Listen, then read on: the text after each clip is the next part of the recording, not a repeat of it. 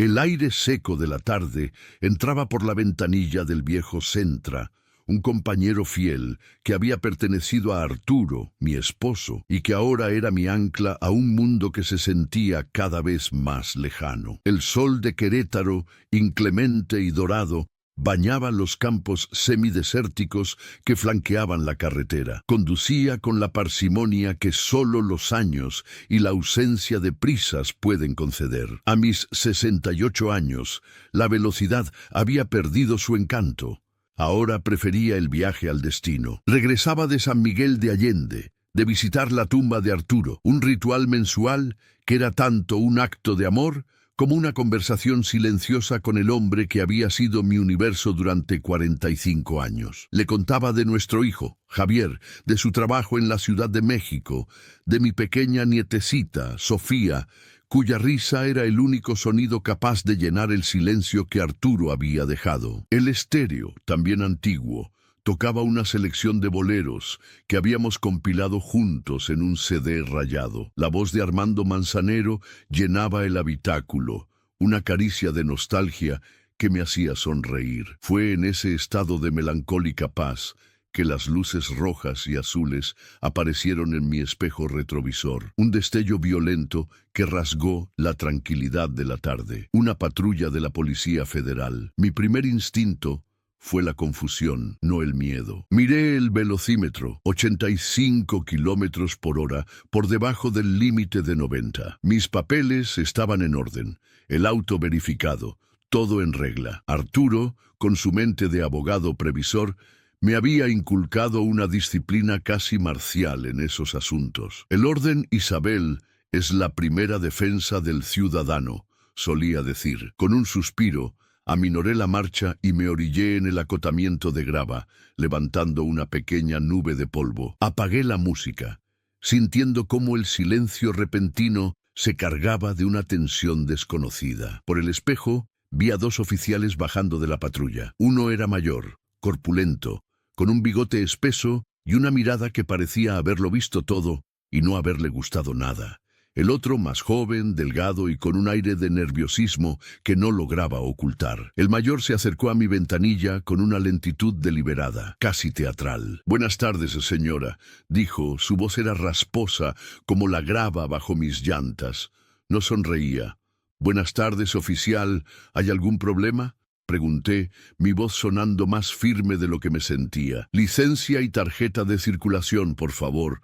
Es una revisión de rutina». Asentí y me incliné para sacar los documentos de la guantera. El olor a cuero viejo y a los caramelos de menta que siempre guardaba allí me trajo una extraña sensación de normalidad en medio de la creciente anormalidad de la situación. Le entregué los papeles. El oficial los examinó con una minuciosidad exagerada, pasándolos de una mano a otra, inclinándolos bajo la luz del sol. El joven se había quedado un paso atrás, observando el interior de mi auto con una curiosidad que me pareció extraña. Su mirada se detuvo en la pequeña cámara montada en el parabrisas, un regalo de Javier. «Para tu seguridad, mamá, por cualquier cosa». Nunca había pensado que cualquier cosa pudiera ser esto. La cámara, una Blackview discreta, tenía la luz de grabación parpadeando, un pequeño punto rojo que de repente se sintió como el ojo de un dios diminuto y silencioso. «Isabel Allende de Ramírez», leyó el oficial mayor en voz alta,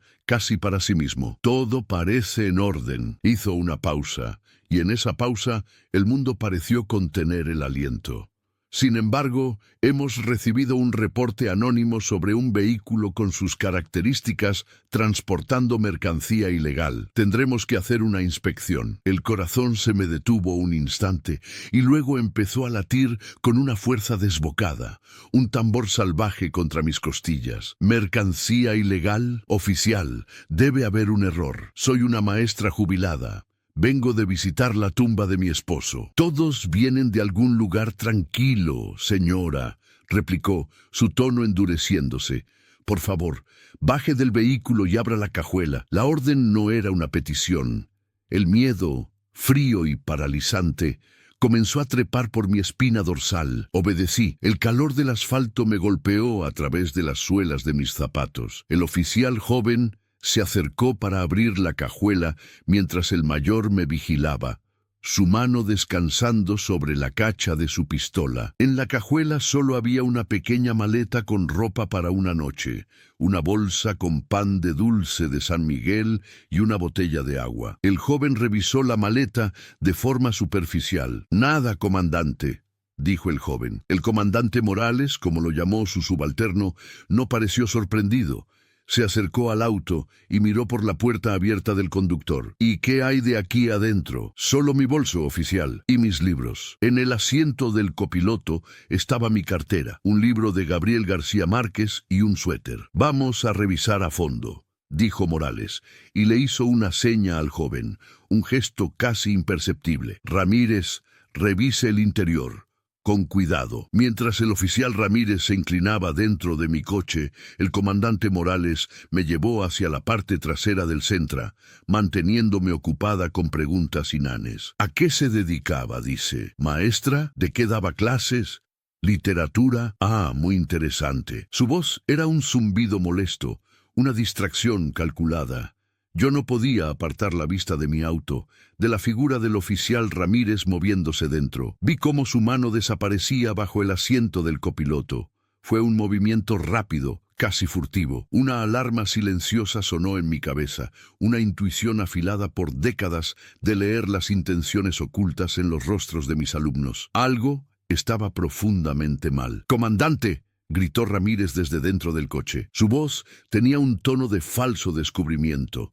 Un dramatismo que habría sido cómico en cualquier otra circunstancia. «Creo que encontré algo». Morales me sonrió, una sonrisa torcida que no llegó a sus ojos. «Vaya, vaya.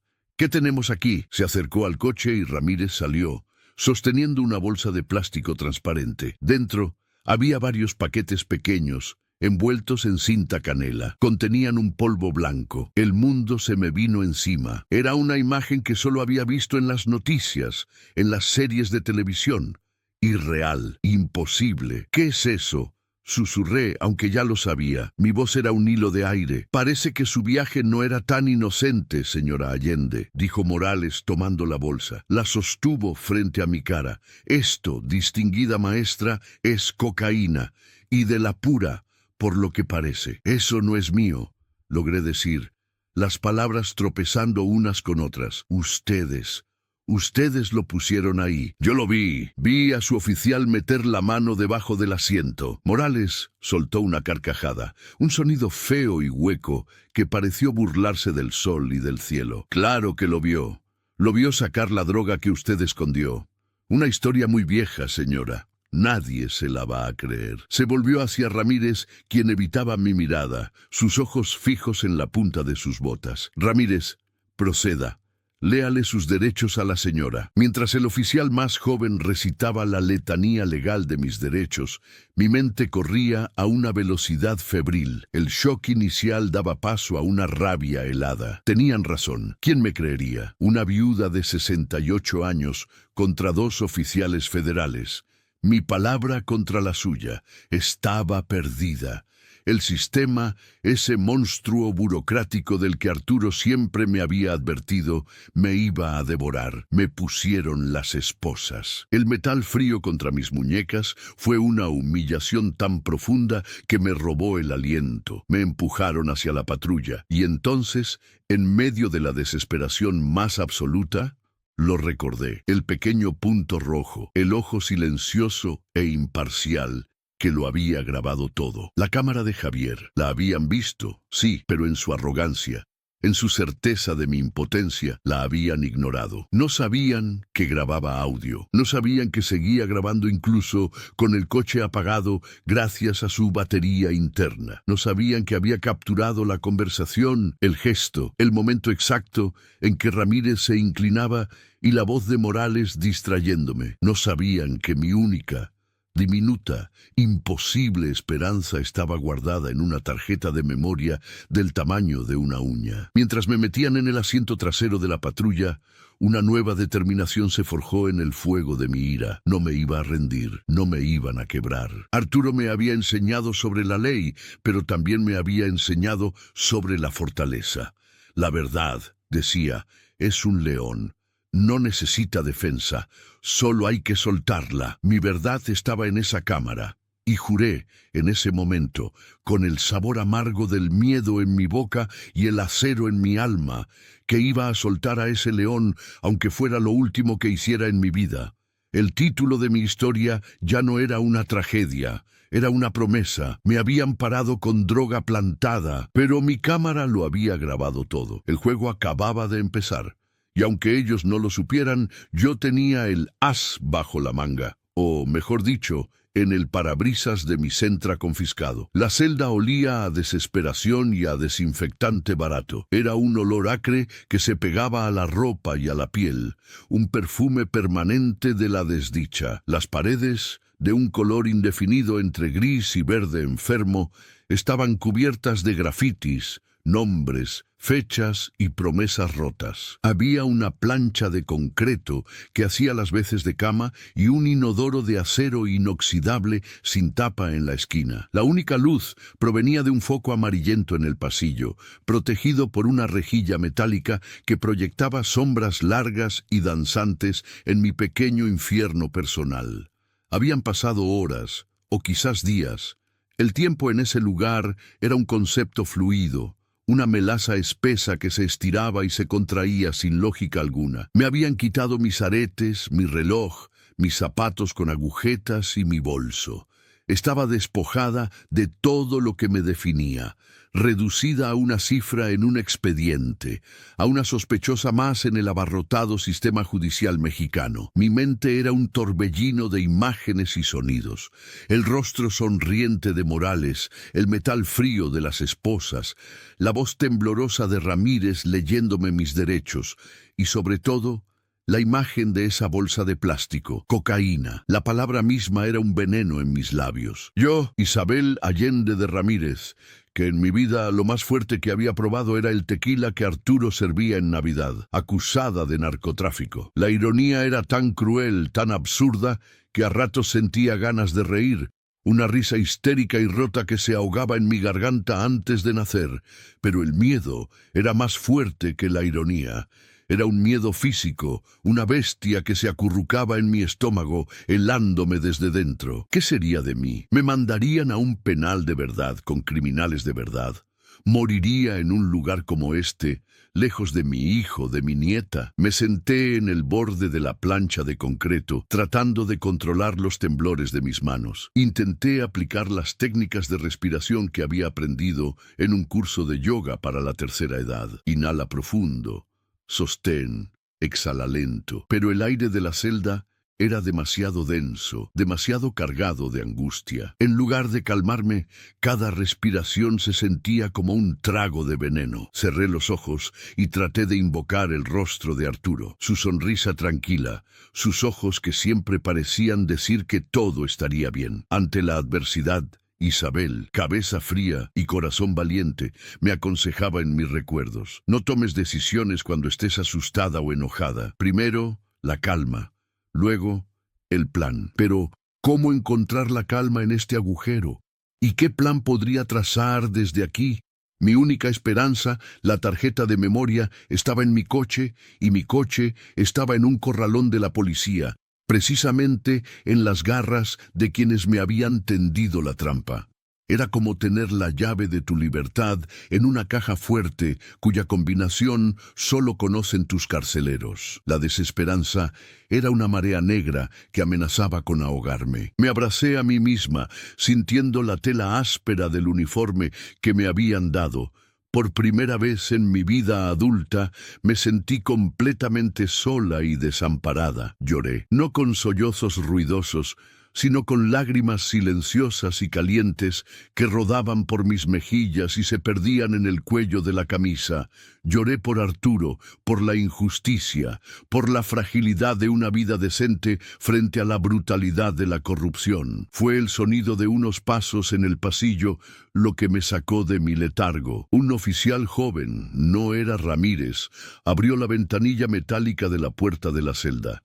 Allende tiene derecho a una llamada. 5 minutos, dijo con la misma indiferencia con la que se anuncia la hora. Me llevaron a una pequeña oficina donde había un teléfono público montado en la pared. El auricular estaba grasiento y olía a sudor. Marqué el número de Javier de memoria. Cada tono era una eternidad. Al cuarto tono, contestó. Bueno, Javier, soy yo, soy mamá. Mi voz se quebró. Mamá, ¿dónde estás? Te he estado llamando. Tu celular manda a buzón. Estaba a punto de llamar a la policía de caminos. ¿Estás bien? Su voz, llena de preocupación, fue como un bálsamo y una puñalada al mismo tiempo. No, mi amor, no estoy bien. Las lágrimas volvieron a brotar, esta vez con fuerza. Javier, me detuvieron. Hubo un silencio al otro lado de la línea. Un silencio cargado de incredulidad. ¿Qué? ¿Detenerte? ¿Por qué? ¿Una multa? No, Javi, es algo horrible. Me acusan de... No podía decirlo. La palabra se atoraba en mi garganta. ¿Te acusan de qué, mamá? Habla, por favor, me estás asustando. De llevar droga en el coche, mi vida. El silencio que siguió fue aún más profundo. Podía sentir su shock a través del teléfono a cientos de kilómetros de distancia. Podía imaginar su rostro, su confusión convirtiéndose en horror. Eso es imposible. Es ridículo. ¿Quién te acusa de eso? ¿Dónde estás? Estoy en la delegación de la Fiscalía General en Querétaro. Me pararon en la carretera. Javier, ellos la pusieron, los policías. Me plantaron la droga. Lo vi, pero... Mamá, cálmate. Escúchame. Su tono cambió. El hijo preocupado desapareció y emergió el hombre resolutivo. No hables con nadie. No firmes nada. No declares nada. ¿Entendido? Voy para allá. Tomo el primer vuelo o conduzco toda la noche si es necesario. Pero voy para allá. Y voy a conseguir un abogado. El mejor que pueda encontrar. Javier, el coche. Empecé a decir pensando en la cámara. No te preocupes por el coche ahora, mamá. Preocúpate por ti. Solo aguanta. Sé fuerte. Voy en camino. Te quiero, mi amor. Yo también te quiero, mamá. Resiste. La llamada se cortó. El oficial me indicó que mi tiempo había terminado. Cuando me llevaron de vuelta a la celda, algo en mí había cambiado. La llamada con Javier había sido un ancla. Ya no estaba sola. La desesperación había dado paso a una pequeña y temblorosa llama de esperanza. Tenía que resistir, por Javier, por Sofía, por la memoria de Arturo y por mí misma. Las siguientes horas fueron una prueba de resistencia mental. Me obligué a pensar, a planear, como diría Arturo. Tenía que reconstruir cada segundo del incidente en mi mente, grabarlo a fuego para no olvidar ningún detalle. El nombre del comandante, Morales, el del oficial más joven, Ramírez, la forma en que Morales me distrajo, el movimiento exacto de la mano de Ramírez, el tipo de bolsa que usaron. Cada detalle podría ser crucial. Me repetía a mí misma una y otra vez la secuencia de los hechos, como un actor repasando sus líneas, hasta que se convirtió en una letanía, en mi verdad inmutable. Empecé a observar, a escuchar las voces de los guardias, los lamentos de otros detenidos. Aprendí a distinguir los turnos por el cambio de voces. Aprendí que la comida llegaba a las 7 de la mañana y a las 6 de la tarde. Un bollo de pan duro y un vaso de agua con sabor a cloro. Aprendí que el silencio de la madrugada era el más aterrador, porque era cuando la mente, libre de distracciones, se volvía contra uno mismo. Durante esas horas luché mis batallas más duras. Los «y si» eran mis demonios. ¿Y si no logran sacar el coche del corralón? ¿Y si borran el video? ¿Y si la cámara no grabó bien? Cada pregunta era un golpe, pero me obligaba a contraatacar con la única arma que tenía, la certeza de mi inocencia y la fe en esa pequeña luz roja parpadeante. Pensé en Napoleon Hill, un autor que Arturo admiraba y cuyos libros yo había hojeado con cierto escepticismo en el pasado. Hill hablaba de la mente maestra, de la importancia de rodearse de personas que compartieran tu objetivo. Mi mente maestra estaba empezando a formarse. Javier, con su amor incondicional y su energía, el abogado que encontraría, y yo, con la verdad de mi lado. Éramos un equipo pequeño, pero éramos un equipo. Hill también hablaba de la derrota temporal. Decía que todo fracaso lleva consigo la semilla de un beneficio equivalente. Me aferré a esa idea como a un salvavidas. Esta celda, esta humillación, esta injusticia no era mi final, era una derrota temporal, y la semilla que llevaba dentro era la oportunidad de exponer a esos hombres corruptos, de limpiar mi nombre y de asegurarme de que no le hicieran esto a nadie más. La idea era tan audaz, tan grande, que casi me hizo sonreír. Yo, Isabel Allende, una abuela que horneaba galletas y leía novelas, convertida en una luchadora por la justicia. Quizás Arturo, desde donde estuviera, estaría orgulloso. Quizás esta era la prueba final para la que él, sin saberlo, me había estado preparando toda la vida, no solo enseñándome sobre leyes y derechos, sino sobre la importancia de la dignidad y la integridad. Cuando el sol comenzó a filtrar sus primeros rayos grises por alguna ventana lejana del edificio,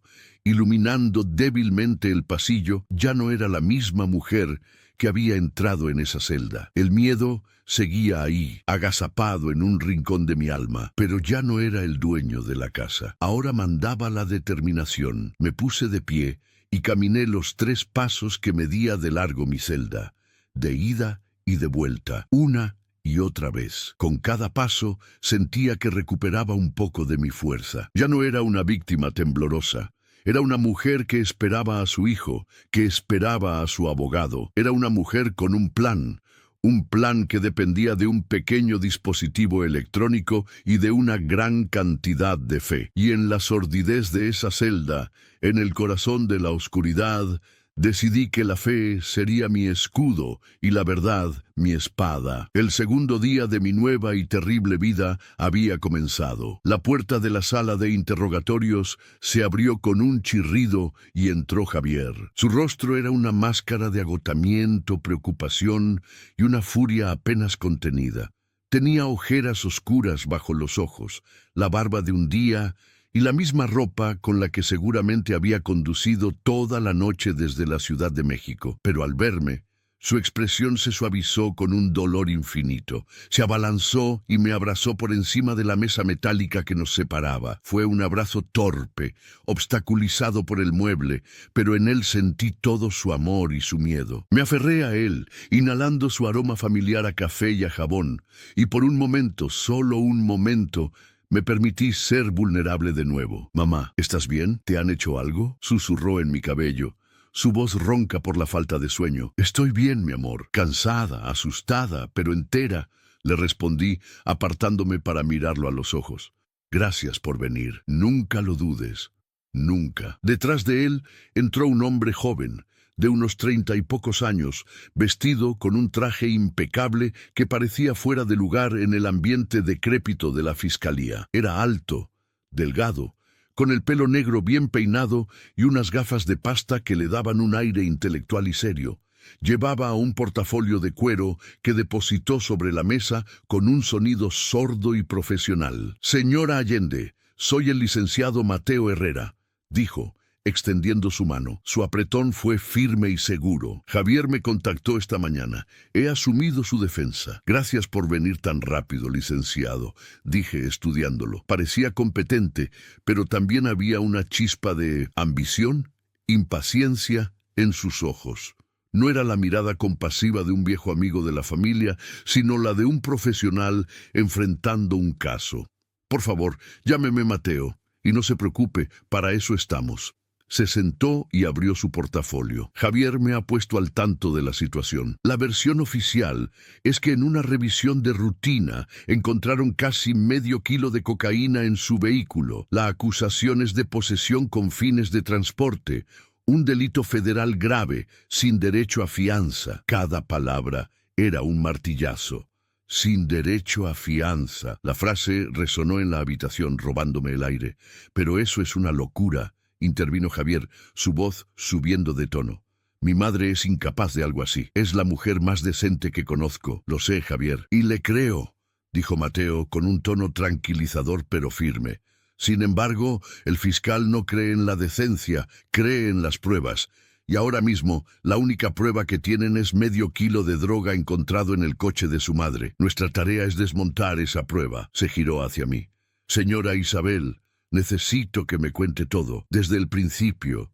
No omita nada, por insignificante que le parezca. Respiré hondo, invoqué la calma que tanto me había costado forjar en la soledad de la celda y comencé mi relato. Le conté de mi visita al cementerio, de la música de Manzanero, de la tranquilidad de la tarde. Le describí a los oficiales, al comandante Morales, corpulento y arrogante, y a Ramírez, joven y nervioso. Le narré la revisión, la distracción calculada de Morales, mientras Ramírez se inclinaba dentro del coche. Describí el gesto, la mano desapareciendo bajo el asiento, el grito fingido de «comandante». Mi voz era monótona, precisa, la de una testigo repasando un hecho objetivo. Quería que viera la verdad a través de la claridad de mi memoria, no a través de la emoción de mi miedo. Mateo escuchaba atentamente, tomando notas en un bloc de hojas amarillas. Asentía de vez en cuando, pero no me interrumpía. Javier, en cambio, se movía inquieto en su silla, apretando los puños, su mandíbula tensa. Cuando terminé, el silencio se instaló en la sala durante un largo minuto.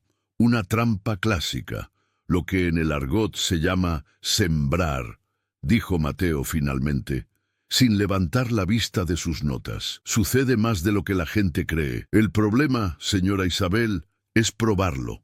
Es su palabra contra la de 2 agentes federales. En un tribunal, eso es una batalla cuesta arriba. Pero tengo más que mi palabra, dije, y sentí cómo los ojos de Javier y de Mateo se clavaban en mí. Era el momento. Mi hijo me regaló una cámara para el coche, una dashcam. Estaba en el parabrisas, estaba encendida, estaba grabando. Vi un destello de sorpresa en el rostro de Mateo. Se quitó las gafas y se frotó los ojos, como si no pudiera creer lo que acababa de oír. Javier se inclinó hacia adelante, su rostro iluminado por una repentina esperanza. «La cámara. Claro, la cámara. Mamá, eres un genio», exclamó Javier. «¿Está segura de que estaba grabando, señora Allende?», preguntó Mateo, su tono ahora cargado de una nueva urgencia. «Absolutamente. Tiene una luz roja que parpadea. Y graba audio, lo graba todo. La conversación, mi negativa, las órdenes de Morales, todo tiene que estar ahí. ¿Y graba aunque el coche esté apagado?», continuó Mateo. Sus preguntas eran rápidas, precisas. «Sí. Javier la instaló para que tuviera una batería de respaldo. Graba por movimiento o por impacto, pero yo la tenía configurada en grabación continua durante los viajes. Debe haber grabado todo el encuentro hasta que se agotó la batería o la memoria». Mateo se recostó en su silla, una lenta sonrisa extendiéndose por su rostro. Era la primera vez que lo veía sonreír. «Señora Allende, esto lo cambia todo. Esto no es solo una defensa, esto es una bomba. Si ese video muestra lo que usted dice que muestra, no solo la sacamos de aquí, sino que podemos acabar con la carrera de esos oficiales. El coche está en el corralón de la fiscalía», dije, la preocupación volviendo a teñir mi voz. «Ellos lo tienen. Ese es nuestro primer obstáculo», asintió Mateo, su mente ya trabajando a toda velocidad. «No podemos simplemente pedir la cámara. Alertaríamos a Morales y podrían perder la tarjeta de memoria. Tenemos que hacerlo de forma inteligente. Voy a presentar una moción para la liberación del vehículo, argumentando que no es parte del cuerpo del delito, ya que el narcótico fue encontrado en el vehículo, no siendo parte de él. Es un tecnicismo legal, pero puede funcionar. O al menos nos dará acceso al coche bajo supervisión para recuperar objetos personales no relacionados con el caso. ¿Cree que funcione?, preguntó Javier. «Tengo que hacerlo funcionar. Es nuestra única oportunidad», dijo Mateo. Se puso de pie. «Voy a empezar a redactar la moción ahora mismo. Necesitaré que firme un poder para que pueda representarla.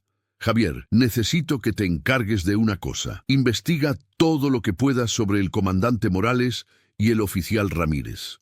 Nombres completos, historial, cualquier queja previa en su contra. Busca en Internet, en foros, en noticias locales de Querétaro. Cualquier cosa. La información es poder». Le di la mano a Mateo de nuevo, y esta vez Sentí una conexión, una alianza. Ya no era solo mi abogado, era mi socio en esta batalla. Cuando se fue, me quedé a solas con Javier. Mamá, ¿por qué no me lo dijiste por teléfono?, me preguntó. Porque no se puede hablar de estas cosas por teléfono, mi amor. Nunca se sabe quién escucha. Tu abuelo me enseñó a ser prudente, le dije. Ahora, sobre lo que pidió Mateo, ya estoy en ello, dijo, sacando su smartphone. Pero hay algo más. Esto va a costar dinero, mamá. El abogado, los trámites. Mateo es bueno, y los buenos abogados no son baratos. Javier era ingeniero, le iba bien, pero no era rico. Tenía una hipoteca, una familia que mantener. Tengo mis ahorros, le dije, los ahorros de tu padre y míos. Siempre pensamos que eran para una emergencia. Bueno, creo que esto califica como una. Usaremos lo que sea necesario, dijo, su rostro sombrío. Venderé mi coche si hace falta. Te sacaré de aquí, cueste lo que cueste. Ver la determinación en su rostro me llenó de orgullo y de una profunda tristeza. Mi problema se había convertido en el suyo. Mi desgracia era ahora una carga para mi familia. Era otra capa de la injusticia, el daño colateral que la corrupción inflige a su paso. Hay algo que quiero que hagas por mí, Javier, le dije, tomando su mano. Cuida de Sofía, no dejes que esto la afecte. Llévala al parque, léele cuentos. Asegúrate de que su mundo siga siendo mágico. Lo necesito. Javier asintió, sus ojos humedecidos. Lo haré, mamá, te lo prometo. Un guardia apareció en la puerta. El tiempo de visita había terminado. Sé fuerte, mamá, me dijo Javier al despedirse. Tú también, mi amor, y sé inteligente, le respondí. Cabeza fría, corazón valiente. De vuelta en mi celda, el olor a desinfectante ya no me parecía tan opresivo. El espacio ya no se sentía como una tumba, sino como una trinchera. Tenía un ejército, pequeño pero formidable, un hijo leal, un abogado astuto y un testigo silencioso esperando en la oscuridad de mi coche. La batalla por la tarjeta de memoria había comenzado. Era una carrera contra el tiempo y contra la malicia de hombres que creían tener todo el poder. Pero Arturo siempre decía que el poder corrompe y la corrupción crea debilidades. La arrogancia de Morales era su debilidad. Había subestimado a la vieja maestra, y yo iba a usar esa arrogancia en su contra. Iba a darle la lección de su vida. La primera clase estaba a punto de comenzar, y la materia era justicia. Los días siguientes se convirtieron en una agonía de espera y burocracia. Mateo se movía con una energía febril en el mundo exterior. Un mundo que para mí se había reducido a los confines de mi celda y las breves caminatas por el pasillo. Cada mañana, un guardia me entregaba una copia de los escritos que Mateo presentaba ante el juez, la moción para la devolución de mis efectos personales, la solicitud de revisión del expediente, la queja formal por procedimiento indebido en la detención. Eran documentos densos, llenos de jerga legal que a duras penas entendía. Pero cada página era un misil lanzado contra la fortaleza de mis acusadores. Javier me visitaba a diario, trayéndome noticias, libros para mantener mi mente ocupada y, lo más importante, el calor de su presencia. Se había convertido en un detective aficionado, pasando horas en cafés internet, buceando en las profundidades de la red. Encontré algo, mamá, me dijo en una de sus visitas. Su voz era un susurro excitado. El comandante Morales. Su nombre completo es Fausto Morales Sánchez. Lleva 15 años en la corporación.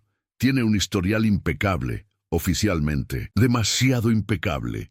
Ni una sola queja en su archivo. Eso es sospechoso en sí mismo. Pero encontré un foro en línea, de esos de denuncias ciudadanas. Hay varias publicaciones anónimas de hace un par de años, de camioneros y comerciantes que viajan por esta misma carretera.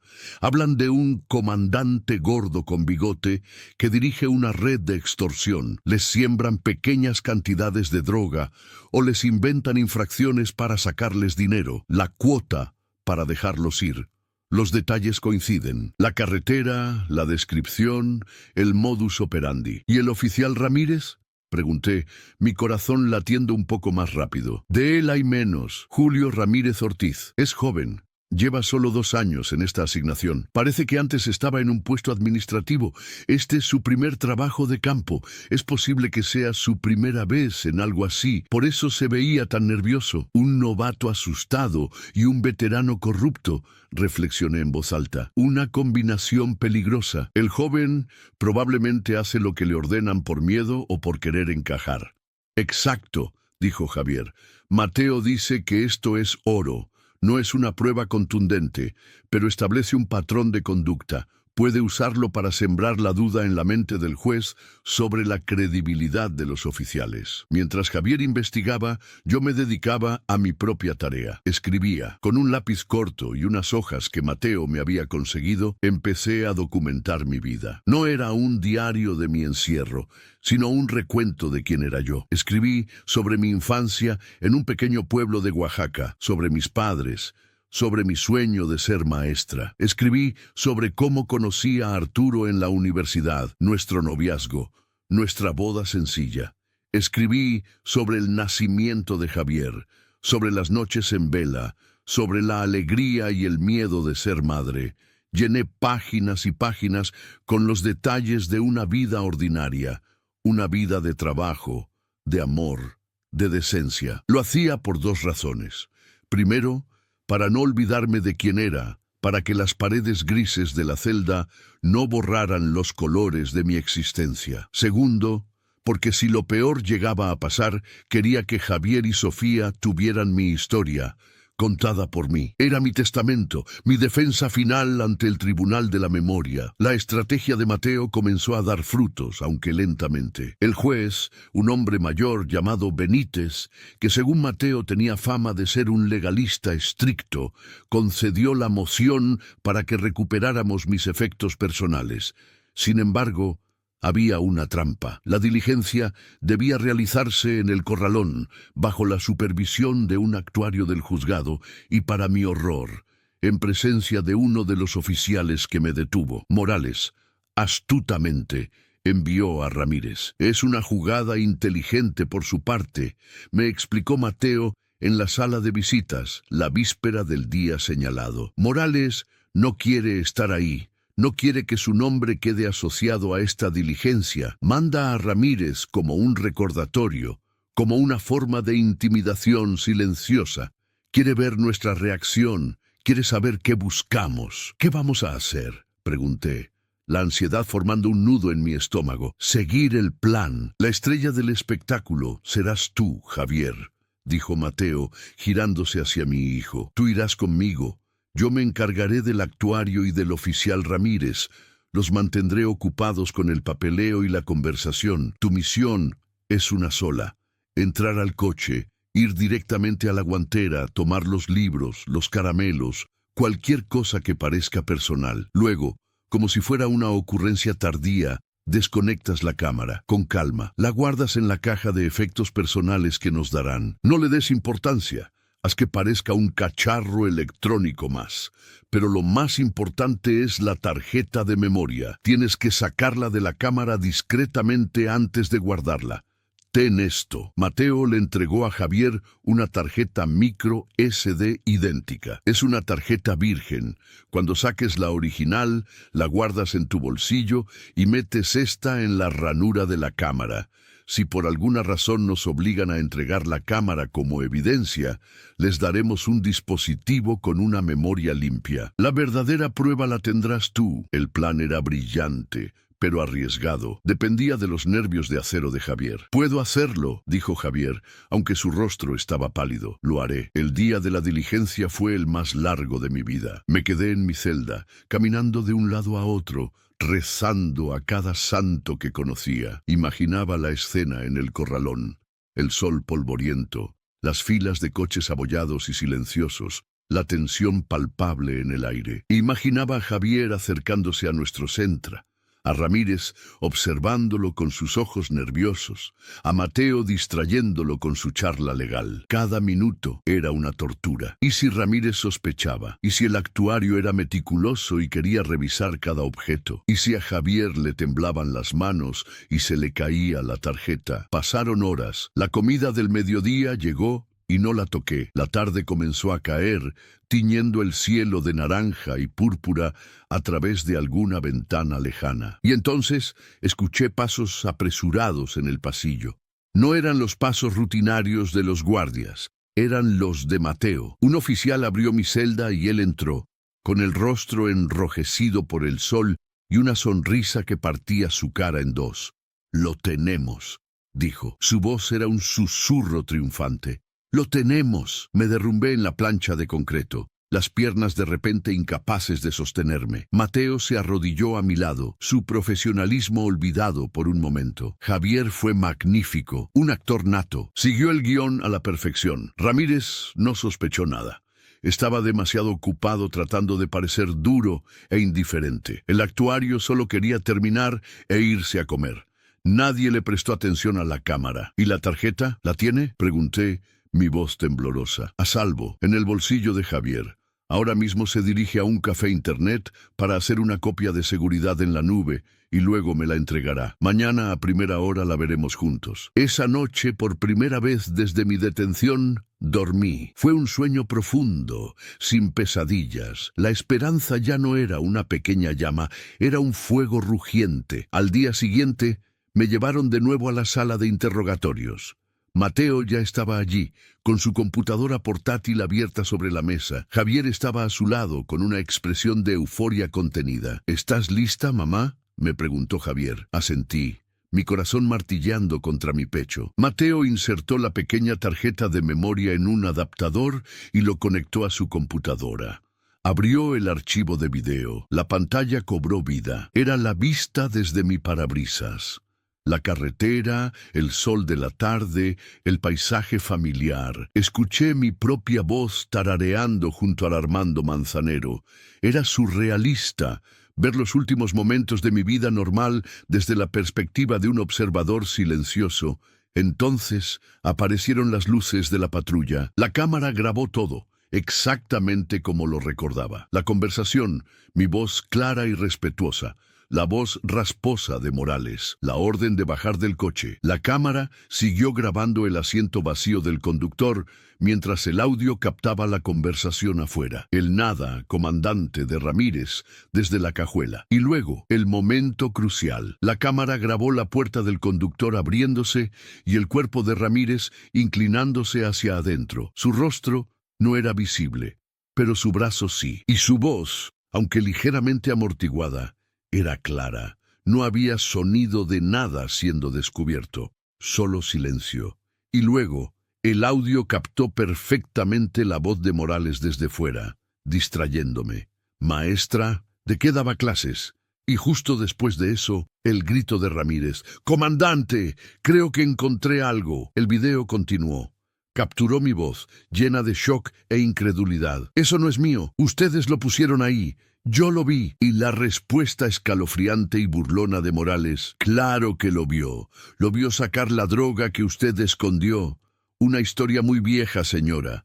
Nadie se la va a creer». Mateo detuvo la reproducción. Nadie habló durante varios segundos. El único sonido era el zumbido del viejo ventilador de techo. «Nadie se la va a creer», repitió Mateo en voz baja, una furia helada en su tono. «Pues se equivocó de vieja historia, comandante». Se giró hacia mí, sus ojos brillando con una intensidad feroz. «Señora Isabel, esto es más de lo que podríamos haber soñado. Es irrefutable. No solo prueba su inocencia, prueba el delito de ellos.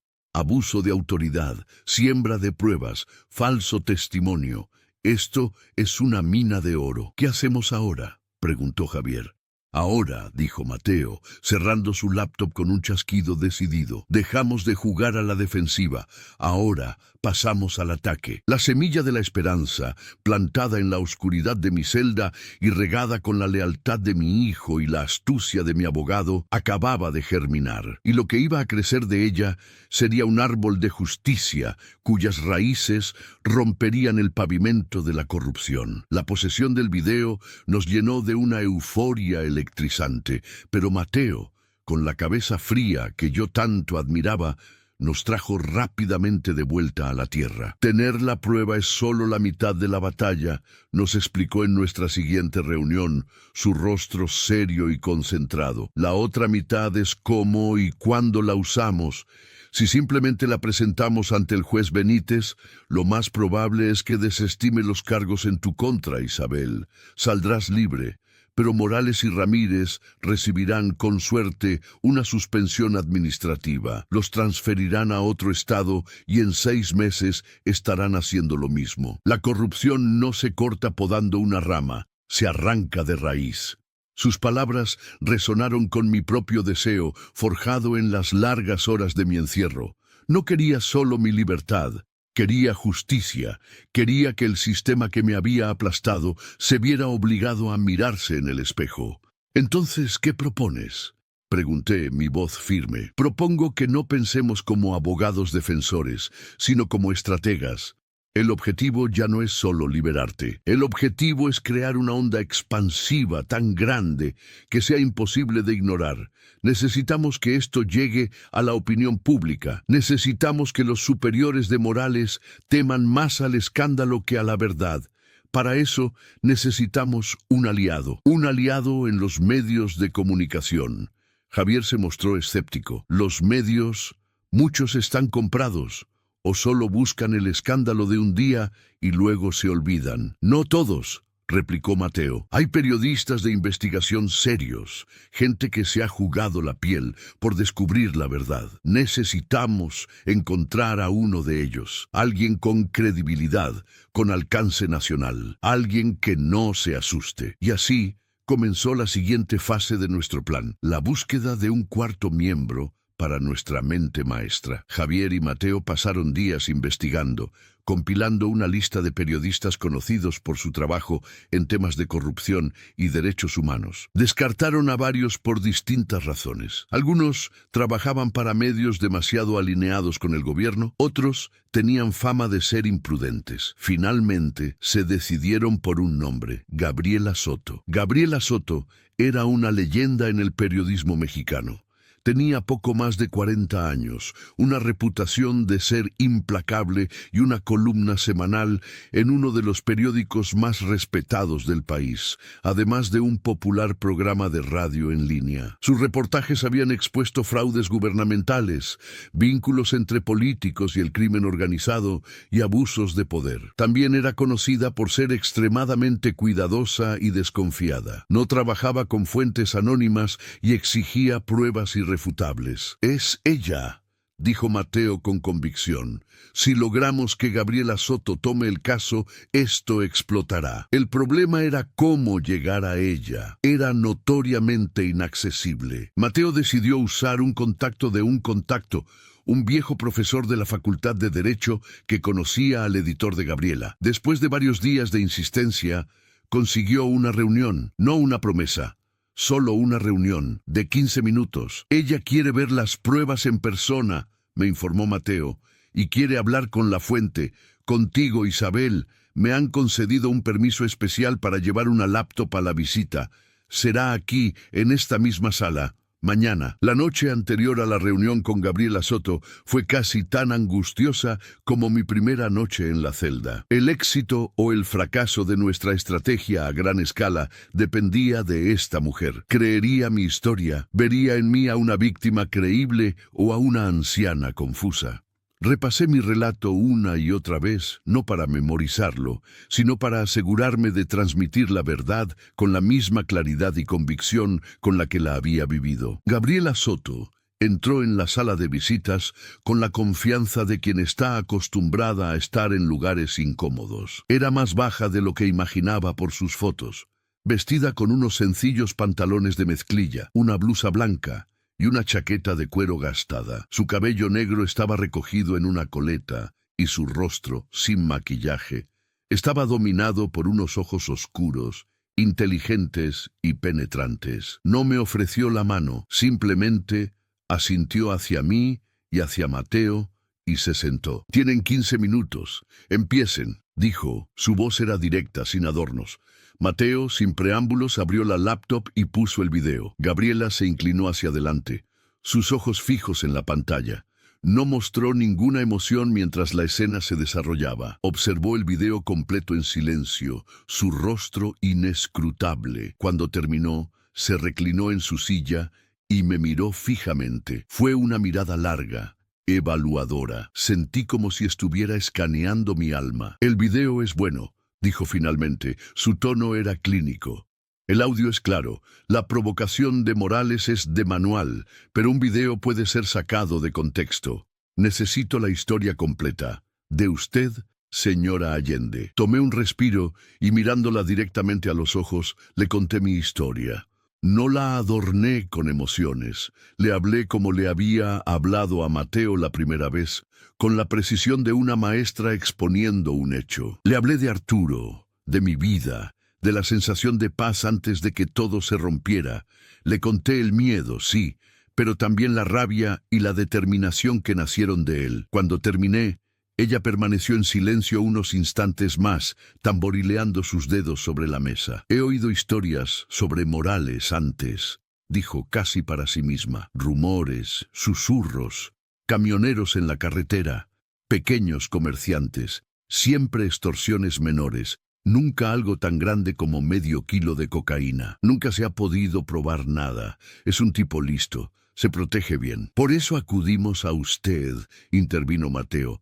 Sola, la señora Allende puede conseguir su libertad, pero Morales seguirá en la calle. Con su ayuda podemos exponer todo el sistema que lo protege. Gabriela suspiró, un suspiro que parecía cargar con el peso de todas las historias de corrupción que había cubierto. Miren, lo que me proponen es arriesgado. Si publico esto, Morales y sus protectores no se quedarán de brazos cruzados. Intentarán desacreditar a la señora Allende. Dirán que es una abuelita narcotraficante, la reina del sur de la tercera edad. Intentarán desacreditarme a mí. Y lo más importante, intentarán desacreditar el video. Dirán que está editado, que es falso. La fiscalía tiene expertos para eso. ¿Entonces no nos ayudará?, preguntó Javier, la decepción evidente en su voz. Gabriela levantó una mano. No he dicho eso. Dije que es arriesgado, lo que significa que tenemos que ser más listos que ellos. No podemos simplemente soltar el video.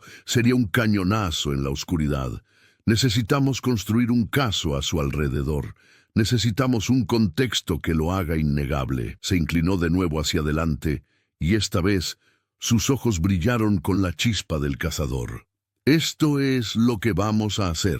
Primero, necesito que un perito informático independiente, de mi confianza, analice esa tarjeta de memoria. Tiene que certificar que el archivo de video es original, que no ha sido alterado y que la fecha y hora de creación son consistentes con la hora de su detención. Eso neutraliza su primer contraataque. Puedo encargarme de eso, dijo Mateo, anotando en su blog.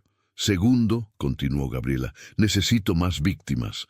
Esos rumores que usted mencionó, Javier, no me sirven. Necesito nombres, necesito testimonios, gente dispuesta a hablar, aunque sea de forma anónima al principio. Una sola víctima puede ser una anomalía.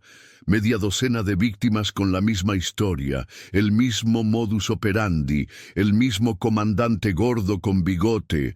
Eso es un patrón, eso es una red criminal. Mi equipo y yo podemos empezar a buscar, pero ustedes tienen la ventaja.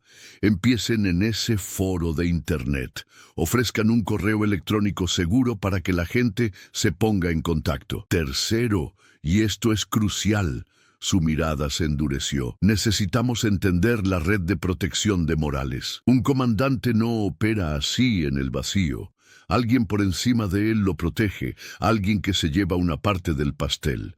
Necesito que investiguen sus finanzas, su estilo de vida. Tiene propiedades que no se corresponden con su sueldo. Coches de lujo a nombre de su esposa. Viajes caros. Sigan el dinero. Siempre hay que seguir el dinero. El plan de Gabriela era audaz, complejo y peligroso. Nos estaba pidiendo que pasáramos de ser víctimas a ser investigadores, a meternos en la boca del lobo. Es mucho lo que pide, dije en voz baja. La justicia no es barata, señora Allende, replicó ella, no con dureza, sino con una empatía cansada. Y no es rápida. Esto puede llevar semanas, quizás meses.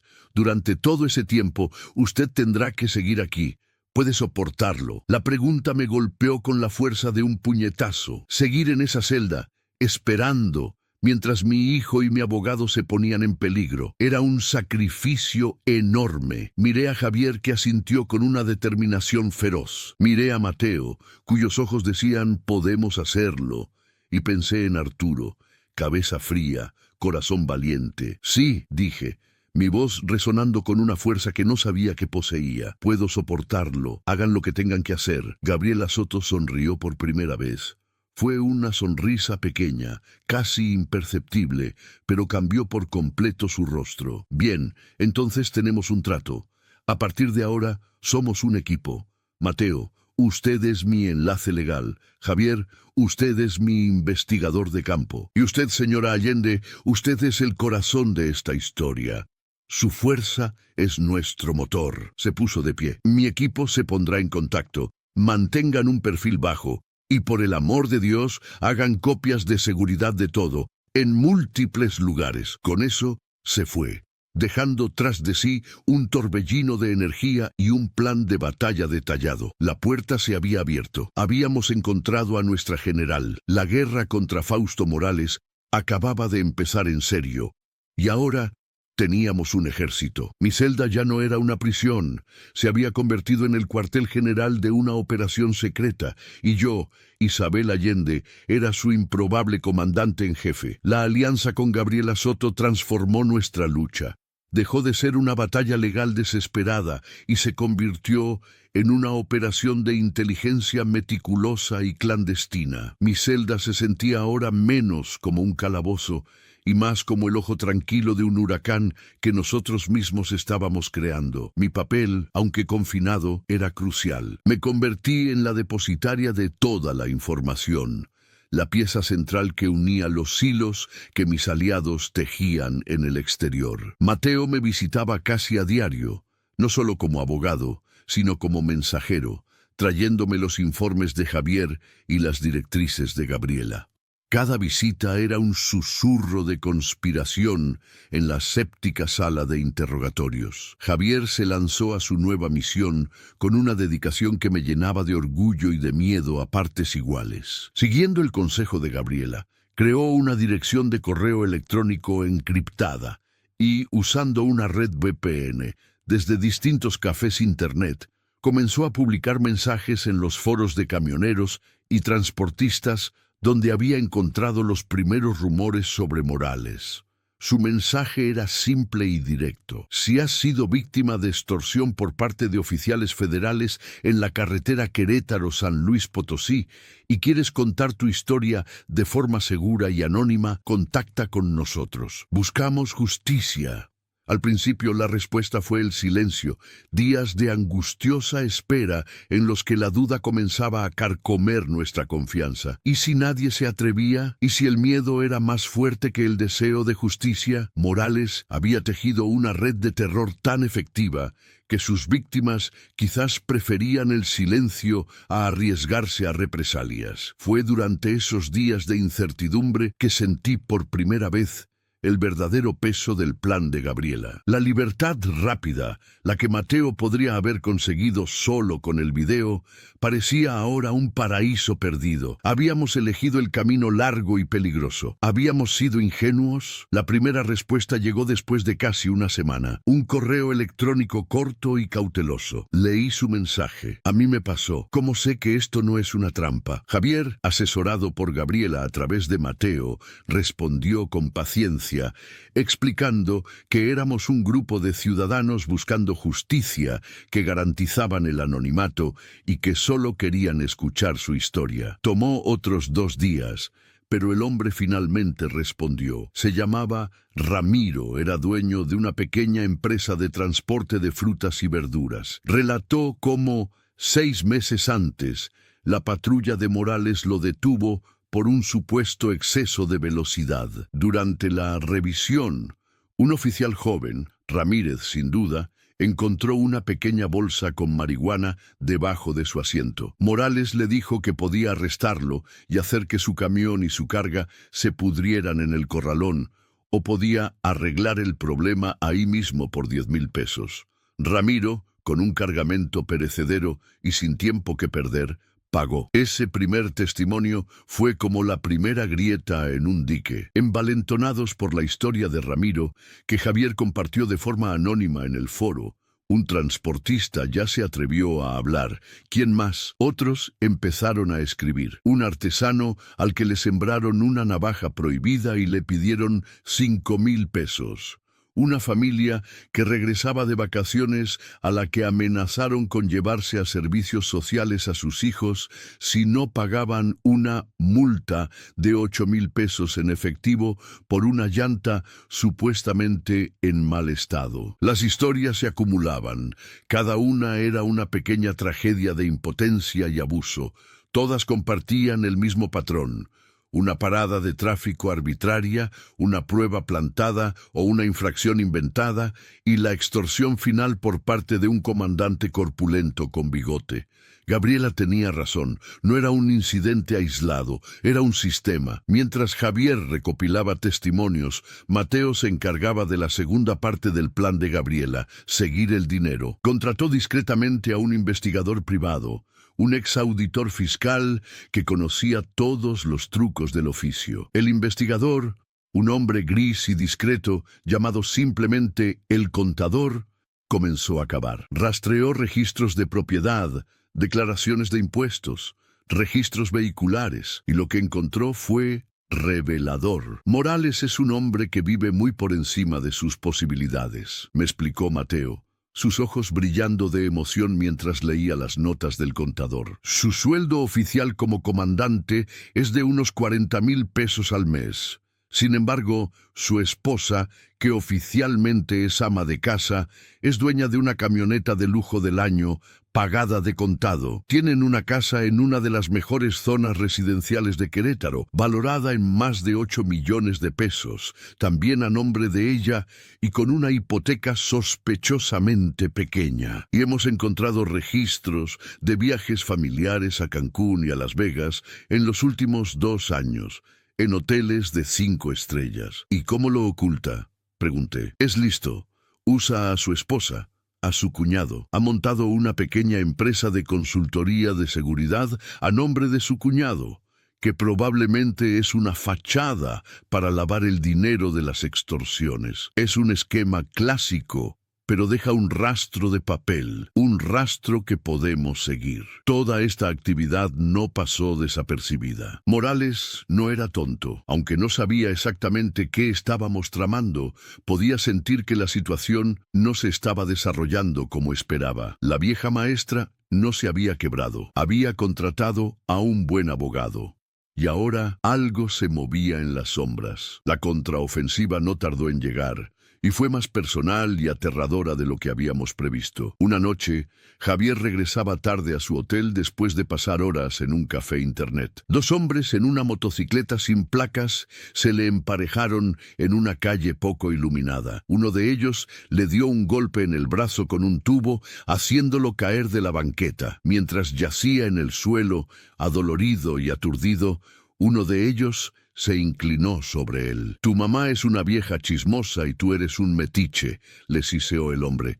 «Dejen de escarbar donde no les importa, o la próxima vez no será solo un golpe. Dile a tu abogado que también se cuide». Se fueron tan rápido como llegaron, dejando a Javier con un brazo amoratado y el corazón helado de miedo. Cuando Javier me lo contó al día siguiente, tratando de restarle importancia, sentí que el suelo desaparecía bajo mis pies. Mi lucha había puesto a mi hijo en peligro físico.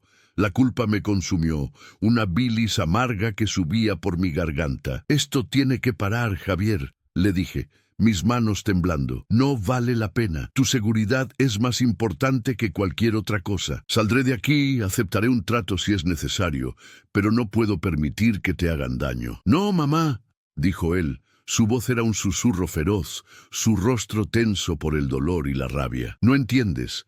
Esto ya no es solo por ti, es por lo que me hicieron. Es por toda esa gente que nos ha escrito. Si nos detenemos ahora, ellos ganan. El miedo gana. No voy a dejar que eso pase. Tuve miedo, sí, mucho miedo, pero ahora estoy más enojado que asustado. Ahora es personal. La determinación en sus ojos era la misma que yo había sentido en mi celda. El ataque de Morales había tenido el efecto contrario al deseado. En lugar de intimidarnos, había solidificado nuestra resolución.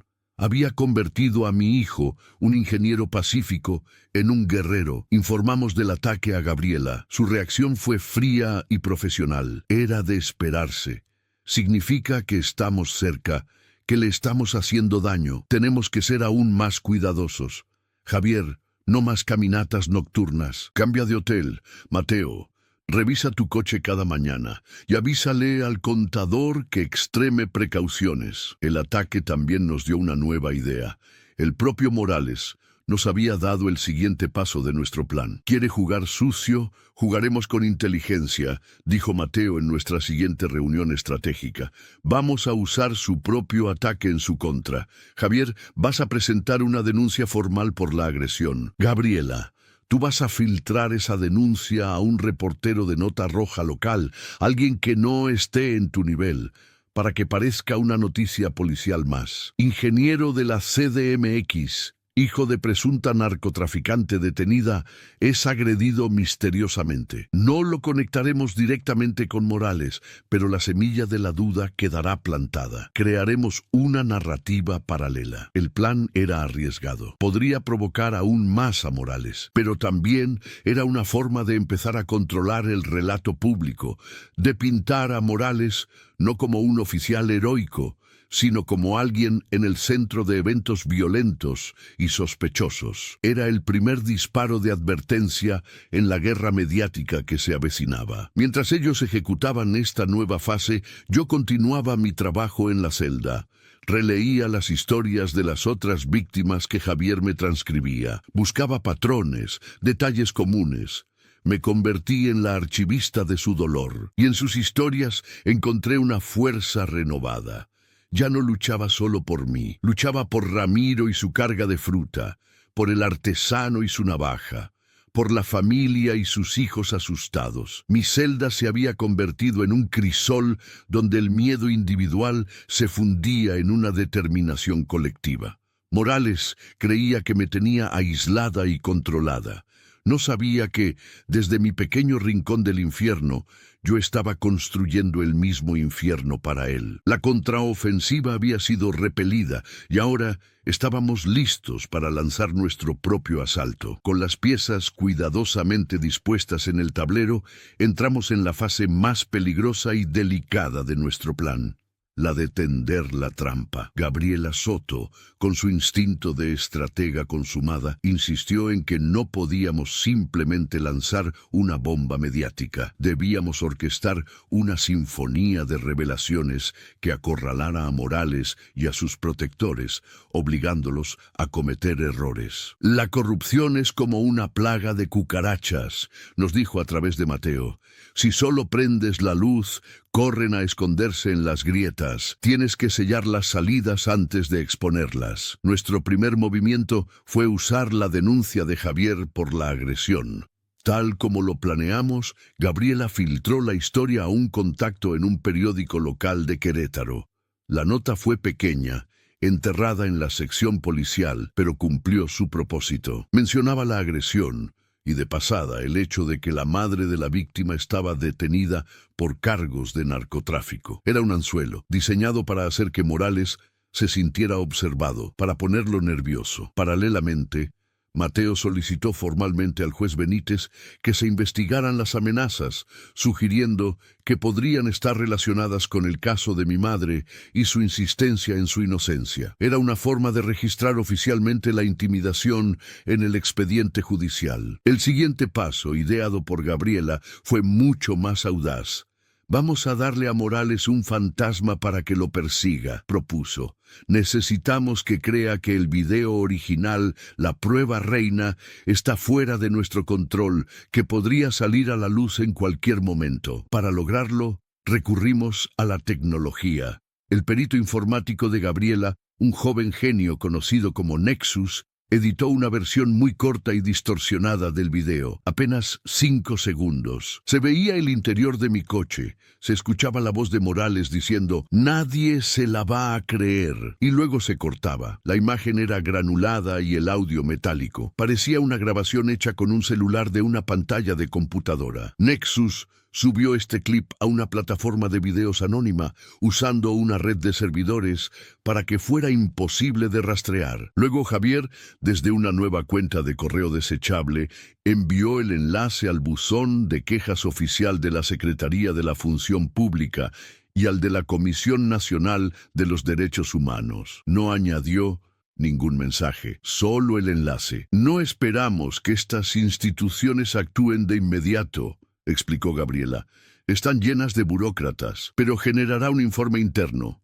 Alguien, en algún lugar, verá ese video, y la burocracia, aunque lenta, tiene fugas. La noticia de que existe un video comprometedor sobre el comandante Morales empezará a circular en los pasillos del poder. Le llegará a sus oídos, y eso lo hará cometer un error. Mientras esperábamos que el anzuelo surtiera efecto, nos concentramos en fortalecer nuestro caso. Gabriela, con una tenacidad admirable, logró lo que parecía imposible. Convenció a 2 de las otras víctimas, a Ramiro, el transportista de frutas, y a una mujer llamada Elena, a quien le habían plantado un cartucho de bala de uso exclusivo del ejército, para que presentaran una denuncia formal. Les garantizó el apoyo legal de una ONG de derechos humanos con la que colaboraba y la promesa de mantener sus identidades protegidas en la fase inicial. Estas denuncias, presentadas en la misma fiscalía, pero manejadas por un abogado diferente para no levantar sospechas, añadieron una presión legal inmensa. Ya no era solo mi caso. Ahora había un patrón de abuso documentado oficialmente. Yo, desde mi celda, jugaba un papel inesperado. Me convertí en una especie de consejera a distancia para estas otras víctimas. A través de notas que Javier les hacía llegar, les compartía mi propia experiencia, mi lucha contra el miedo. Les hablaba de la importancia de la verdad, de la fuerza que se encuentra en la unidad. No están solos, les escribí. El miedo que sienten es el mismo que yo sentí, pero nuestra verdad compartida es más fuerte que su miedo. Ellos son los que deberían estar asustados. Forjamos un vínculo invisible, una comunidad de los agraviados, unidos por la misma injusticia. Este proceso me dio un propósito que trascendía mi propia liberación. Estaba luchando por todos nosotros. La tensión era palpable. Podía sentirla en la forma en que los guardias me miraban, en el silencio tenso de mis encuentros con Mateo. Sabíamos que Morales debía estar sintiendo la presión. La agresión a Javier no nos había detenido. El video fantasma estaba circulando en algún lugar de la web, y ahora 2 nuevas denuncias en su contra. Estaba siendo acorralado. Esperábamos su reacción, y reaccionó, exactamente como Gabriela había predicho, con pánico y torpeza. El primer indicio nos llegó a través del contador. Morales empezó a mover su dinero. Hizo una transferencia grande desde la cuenta de su esposa a la de un primo lejano en otro estado. Intentó vender la camioneta de lujo. Eran los movimientos clásicos de alguien que intenta ocultar su patrimonio, de alguien que teme una investigación formal. El contador documentó cada movimiento. El segundo indicio, y el más crucial, vino de una fuente inesperada. El oficial Julio Ramírez, el eslabón débil. Javier, en su investigación inicial, había descubierto que Ramírez cuidaba de su madre enferma. Era su única familia. Gabriela, usando esta información, ideó un plan sutil y brillante. Consiguió, a través de sus contactos, que una trabajadora social de una organización de salud sin fines de lucro visitara a la madre de Ramírez. La visita era aparentemente rutinaria para ofrecerle apoyo y medicamentos gratuitos. Durante la conversación, la trabajadora social, instruida por Gabriela, mencionó de pasada la difícil situación de esa pobre maestra mayor que arrestaron injustamente, y cómo a veces los buenos policías se ven obligados a hacer cosas malas por malos jefes. No fue una amenaza, sino una apelación a la conciencia, un recordatorio de la decencia que su madre seguramente le había inculcado. El mensaje dio en el blanco. Un par de días después, Mateo recibió una llamada en su oficina desde un teléfono público. La voz al otro lado era nerviosa, casi un susurro. «Soy el oficial Ramírez. Necesito hablar con usted, no sobre el caso de la señora, sobre otra cosa». A solas, Mateo, manteniendo la calma, aceptó reunirse con él en un parque público, un lugar abierto y neutral. La reunión fue breve y tensa. Ramírez estaba aterrorizado. Le contó a Mateo que Morales estaba fuera de control, que desde que apareció el video fantasma y las nuevas denuncias, se había vuelto paranoico y agresivo. Y lo más importante, le había ordenado a Ramírez que fuera al corralón y solucionara el problema del Centra de Isabel. Quiere que provoque un cortocircuito, que queme el coche, que destruya cualquier evidencia que pueda quedar, le confesó Ramírez a Mateo, su voz temblando. Dice que es para protegernos a ambos. Yo no quiero hacer esto, licenciado. Tengo miedo de él, pero no soy un criminal. Solo seguí órdenes. Mi mamá, ella no me crió para ser así. Ramírez estaba atrapado entre el miedo a Morales y el terror a convertirse en cómplice de un delito aún mayor. En su desesperación, le ofreció a Mateo un trato, su testimonio completo sobre cómo Morales planeó y ejecutó la siembra de la droga, a cambio de protección y una sentencia reducida. Mateo, por supuesto, no podía prometerle nada, pero le aseguró que su cooperación sería tomada muy en cuenta por el juez. Le dijo que se mantuviera tranquilo, que no hiciera nada de lo que Morales le había ordenado y que esperara instrucciones. La confesión de Ramírez era la pieza que nos faltaba, la bala de plata. Era el testimonio interno que corroboraba el video y las historias de las otras víctimas. Teníamos a Morales acorralado desde todos los frentes, legal, mediático y ahora desde dentro de su propia unidad. Cuando Mateo me contó la noticia, no sentí euforia, sino una profunda y solemne calma. El final estaba cerca. La trampa que habíamos tendido con tanta paciencia y riesgo estaba a punto de cerrarse. Morales, en su intento por destruir las pruebas, nos había entregado a su cómplice. «Es el momento», dijo Mateo, su voz resonando con el peso de la decisión. «Gabriela dice que tenemos todo lo que necesitamos. Es hora de prender la luz y ver cómo corren las cucarachas». El plan para el asalto final ya estaba en marcha. Sería una ofensiva coordinada, un ataque por tierra, mar y aire que haría implosionar el mundo de Fausto Morales. Y todo comenzaría con la publicación de una historia, la historia de una maestra jubilada, una cámara de video y la verdad que se negaba a ser enterrada. La noche antes de que la historia de Gabriela saliera a la luz, el aire en mi celda parecía vibrar con una energía expectante. No pude dormir.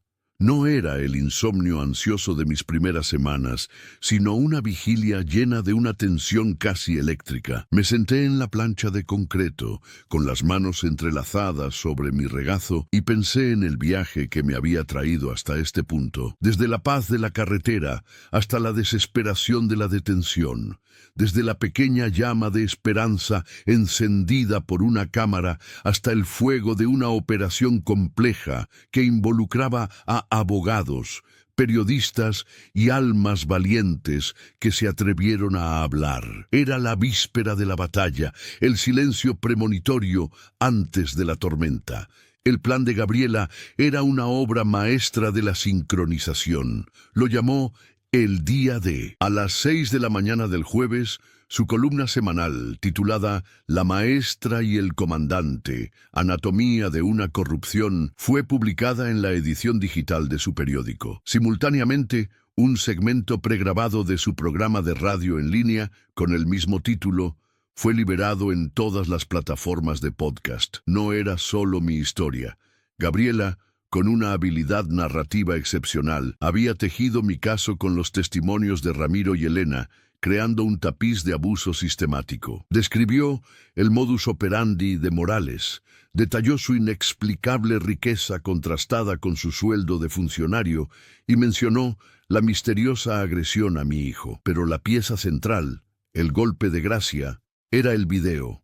No el clip corto y distorsionado que usamos como cebo, sino el video completo y en alta definición, analizado y certificado por su perito informático. El video estaba incrustado en el artículo en línea y reproducido en su totalidad durante el programa de radio, con una narración que destacaba cada momento clave: la distracción de Morales, el grito fingido de Ramírez, mi protesta desesperada, y sobre todo, la frase lapidaria de Morales: nadie se la va a creer. Mientras el artículo y el podcast incendiaban las redes sociales, Mateo ejecutaba la segunda parte del plan. A primera hora de la mañana, presentó una moción de emergencia ante el juez Benítez. En ella, solicitaba mi liberación inmediata y una orden de arresto contra Fausto Morales y Julio Ramírez. Adjuntó el informe pericial del video, las declaraciones juradas de Ramiro y Elena, el informe del investigador privado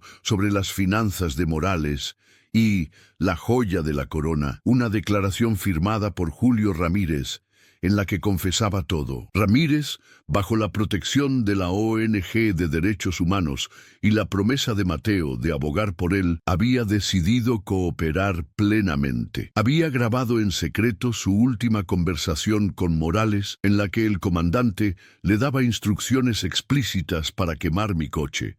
Esa grabación también fue incluida en la moción. El efecto fue inmediato y cataclísmico. A las 9 de la mañana, mi nombre y el del comandante Morales eran tendencia número 1 en Twitter en México. El video se compartía miles de veces por minuto. Otros medios de comunicación, atraídos por la sangre, recogieron la historia de Gabriela, citando su investigación y añadiendo sus propios comentarios. La centralita de la Fiscalía General de la República y de la Secretaría de la Función Pública colapsaron por la cantidad de llamadas de ciudadanos indignados y periodistas exigiendo una respuesta. Los superiores de Morales, los mismos que probablemente lo habían protegido durante años, se vieron atrapados en una pesadilla de relaciones públicas. Proteger a Morales ya no era una opción, era un suicidio político. A las 11 de la mañana, la Fiscalía General emitió un comunicado de prensa. Anunciaron que el comandante Fausto Morales Sánchez y el oficial Julio Ramírez Ortiz habían sido separados de sus cargos y que se había iniciado una investigación interna exhaustiva. Pero ya era demasiado tarde para investigaciones internas. La presión pública era inmensa. El juez Benítez, enfrentado a pruebas abrumadoras y a un escándalo nacional, actuó con una celeridad inusual en el sistema judicial mexicano. A la 1 de la tarde, emitió su resolución. Ordenó mi liberación incondicional e inmediata, y basándose en la confesión de Ramírez y el riesgo de fuga, giró órdenes de aprehensión contra Morales por los delitos de abuso de autoridad, siembra de pruebas, extorsión y asociación delictuosa. La noticia de mi liberación me llegó a través de Mateo. Entró en la sala de visitas, no con su habitual seriedad profesional, sino con una sonrisa que iluminaba todo su rostro. Javier estaba con él, con los ojos rojos de llorar, pero esta vez de alegría. «Se acabó, Isabel», dijo Mateo, su voz llena de emoción. «Eres libre». No grité, no lloré. Sentí una profunda y abrumadora sensación de paz, como si un peso que había estado cargando durante semanas se hubiera disuelto en el aire. Respiré hondo, y el aire ya no olía a desinfectante y desesperación, olía a libertad. Mientras los guardias me devolvían mis pertenencias, mi ropa de civil, mis aretes, mi reloj, la televisión de la sala de espera de la fiscalía mostraba las imágenes. Reporteros agolpados fuera de la casa de Morales. Y luego, la imagen que selló nuestra victoria: Fausto Morales, el hombre corpulento y arrogante que había destrozado mi vida, saliendo de su casa esposado, con el rostro cubierto por una chaqueta, siendo empujado a una patrulla por sus propios colegas. No se veía poderoso, se veía como lo que era, un criminal asustado y derrotado. La salida de la fiscalía fue un caos. Una multitud de periodistas me esperaba. Flashes, micrófonos, preguntas a gritos. Me sentí abrumada, pero Javier me tomó del brazo y Mateo me flanqueó por el otro lado. Gabriela Soto estaba entre los reporteros, no haciendo preguntas, sino observando, con una pequeña sonrisa de satisfacción. Nuestras miradas se cruzaron por un instante, un reconocimiento silencioso de nuestra victoria compartida. No di una larga declaración. Me acerqué a uno de los micrófonos y, con la voz clara y firme que había recuperado, dije: hace unas semanas, un hombre me dijo que nadie creería mi historia. Se equivocó. La verdad siempre encuentra una voz. Hoy mi voz ha sido escuchada. Pero esta no es solo mi victoria, es la victoria de todos los ciudadanos que se niegan a vivir con miedo. La justicia es posible si nos atrevemos a luchar por ella. Subimos al coche de Mateo y nos alejamos, dejando atrás el circo mediático y el edificio que había sido mi prisión. El sol de la tarde bañaba la ciudad, y nunca me había parecido tan brillante. El primer lugar al que fuimos no fue a mi casa. Fuimos directamente a San Miguel de Allende, al cementerio. De pie, frente a la tumba de Arturo, con Javier a mi lado, le conté todo en silencio. Le conté del miedo y de la fuerza que encontré. Le conté de nuestro hijo, que se había convertido en un hombre valiente y fuerte, igual que él. Le dije que había mantenido la cabeza fría y el corazón valiente. Dejé una flor fresca sobre la lápida y por primera vez lloré, lágrimas de alivio, de gratitud, de amor. El clímax no había sido un estallido de violencia, sino una implosión de mentiras bajo el peso insoportable de la verdad. Habíamos soltado al león, como decía Arturo, y su rugido había sacudido los cimientos de la corrupción. La batalla había terminado. Y habíamos ganado. Los días que siguieron a mi liberación fueron un torbellino de emociones y ajustes. Volver a mi casa, a mi cama, a los objetos familiares que constituían el tejido de mi vida, fue a la vez reconfortante y extraño. El mundo exterior parecía más ruidoso, más rápido, más lleno de color. Cada pequeña libertad, como preparar mi propio café por la mañana o caminar por mi jardín sin pedir permiso, se sentía como un lujo extraordinario. La experiencia me había cambiado de formas que apenas comenzaba a comprender.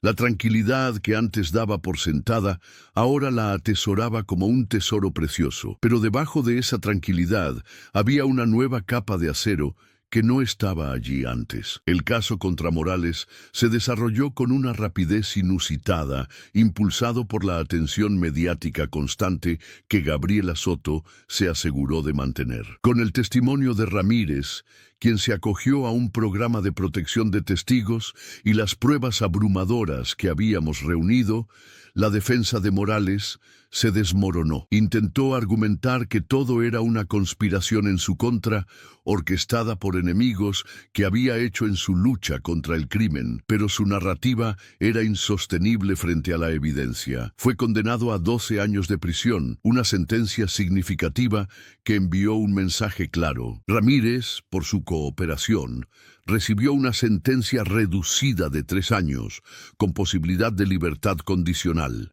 Mi victoria, sin embargo, se sentía incompleta si solo se medía por el encarcelamiento de un hombre. La semilla que, según Napoleon Hill, se encuentra en cada adversidad, había germinado en mí, no como un deseo de venganza, sino como un llamado a un propósito mayor. Había visto de cerca la fragilidad de la justicia, lo fácil que es para el ciudadano común ser aplastado por el peso de un sistema corrupto, y no podía simplemente volver a mi vida de antes, a mis libros y a mi jardín, y fingir que no lo había visto. Fue durante una cena en mi casa, unas semanas después de mi liberación, que este nuevo propósito tomó forma. Había invitado a mi mente maestra, Javier, Mateo y Gabriela. Era una celebración, un momento para respirar y reconocer lo que habíamos logrado juntos. Mientras servía la comida, la primera que cocinaba para ellos en libertad, observé a este improbable grupo de personas que el destino había unido. Mi hijo, que había descubierto una faceta de sí mismo que no conocía. El joven y ambicioso abogado, que había encontrado una causa que trascendía los honorarios. La periodista cínica, que había redescubierto el poder de su profesión para efectuar un cambio real. Lo que hicimos fue extraordinario, dije, rompiendo el silencio. Pero Morales no es el único. Hay miles como él. Y hay miles de víctimas que no tienen una cámara en el coche, ni un hijo que pueda conducir toda la noche, ni los recursos para contratar a un abogado como Mateo o llamar la atención de una periodista como Gabriela. Mi mamá tiene razón, dijo Javier. Hemos recibido cientos de correos electrónicos desde que se publicó la historia. Gente de todo el país, compartiendo sus propias experiencias de abuso policial. Es descorazonador. El problema es sistémico, asintió Gabriela. Ganamos una batalla, pero la guerra continúa. El sistema está diseñado para protegerse a sí mismo. Entonces, tenemos que cambiar el sistema, dijo Mateo, y en su voz había una nueva convicción, o al menos darle a la gente las herramientas para luchar contra él. Y en esa conversación, sentados alrededor de mi mesa de comedor, nació la idea. Decidimos crear una fundación, una organización sin fines de lucro dedicada a ayudar a víctimas de abuso de autoridad y siembra de pruebas. La llamaríamos Fundación Veritas, por la palabra latina para la verdad. La idea nos electrizó. De repente, todo nuestro sufrimiento y esfuerzo cobraron un nuevo significado. No había sido solo para liberarme a mí, sino para construir algo duradero, un legado que pudiera ayudar a otros. La adversidad no solo me había cambiado a mí, nos había transformado a todos. En los meses siguientes nos dedicamos en cuerpo y alma a este nuevo proyecto. Usé parte de mis ahorros, el dinero que había destinado para una vejez tranquila, como capital inicial. Mateo ofreció sus servicios legales pro bono para constituir la fundación y se convirtió en nuestro director jurídico. Javier, utilizando sus habilidades de ingeniero, se encargó de crear una plataforma en línea segura para que las víctimas pudieran presentar sus casos y recibir asesoría. Gabriela se unió a nuestro consejo directivo, usando su influencia y su red de contactos para conseguir apoyo y visibilidad. Nuestra primera iniciativa fue el proyecto Dashcam. Con los fondos que empezamos a recaudar, compramos cientos de cámaras para coche y las distribuimos gratuitamente a taxistas, camioneros y ciudadanos comunes que vivían o trabajaban en zonas de alto riesgo de extorsión policial. Cada cámara venía